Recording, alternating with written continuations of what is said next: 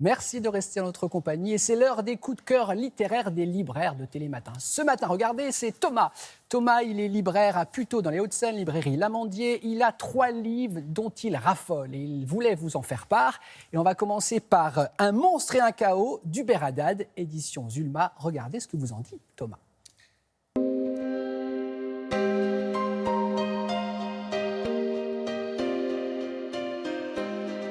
Nous sommes au début de la Seconde Guerre mondiale en Pologne. On suit Alter, qui est un jeune homme qui a 12 ans. Le pauvre vient de voir sa famille se faire assassiner par les nazis. Lui refuse de porter l'étoile jaune, qu'il désigne comme juif, et il va réussir à rejoindre le ghetto de Łódź. Alors, il pense qu'il est sauvé. Malheureusement pour lui, le ghetto est dirigé par le roi autoproclamé des Juifs, Chaim, et celui-ci compose avec les nazis.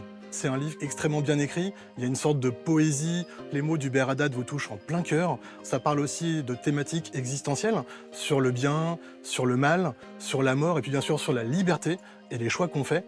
Moi, c'est un livre qui m'a vraiment bouleversé. Vous allez voir qu'il va vous rester en tête très longtemps.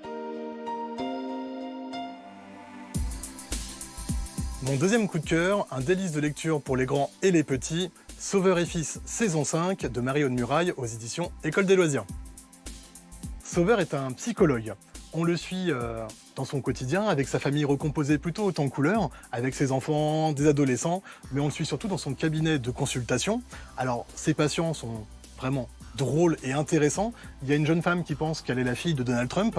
Il y a un garçon qui se voit comme une sorte de plus grand dragueur qui soit, sauf qu'il a du mal à parler aux filles. Et puis, il y a une dernière patiente qui, elle, a une phobie, celle d'aller aux toilettes. Alors, c'est un roman moi que j'ai trouvé très fluide, que je conseille d'abord aux adolescents, mais franchement, les adultes y trouveront largement leur compte. C'est très enthousiasmant, c'est des petites tranches de bonheur comme ça. Et puis alors, si vous n'avez pas lu les précédents, parce que là c'est la saison 5, pas de panique, en début de chaque tome, vous avez un résumé des saisons précédentes. Donc vraiment, allez-y, ça va cartonner.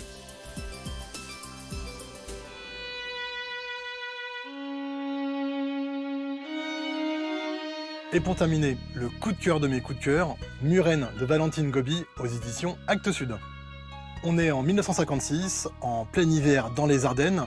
On suit François qui est un jeune homme de 22 ans. Son camion est en panne donc il part chercher de l'aide. Le pauvre, il va lui arriver un terrible accident. Il va être retrouvé quasiment comme mort. Son corps est calciné. Alors c'est comme ça que démarre ce roman de Valentine Gobi et ça a posé de très grandes questions. Comment est-ce qu'on peut se reconstruire une fois qu'il est arrivé un malheur, une fois qu'on a perdu 2 de ses membres? Comment est-ce qu'on peut aimer? Comment est-ce qu'on peut travailler? Comment est-ce qu'on peut sortir et se faire des amis? Alors, dit comme ça, on peut penser que c'est un petit peu dur. Pas du tout. C'est un roman qui est extrêmement lumineux. Moi, ça m'a pris aux tripes. C'est beau, ça met du baume au cœur, c'est pétillant. Vraiment, c'est le grand roman de la rentrée littéraire. Donc vous savez ce qu'il vous reste à faire. Précipitez-vous. Merci beaucoup Thomas. Et si vous n'avez pas eu le temps de tout noter, pas d'inquiétude, vous savez, il y a le site de Télématin qui est super bien fait avec les références des livres.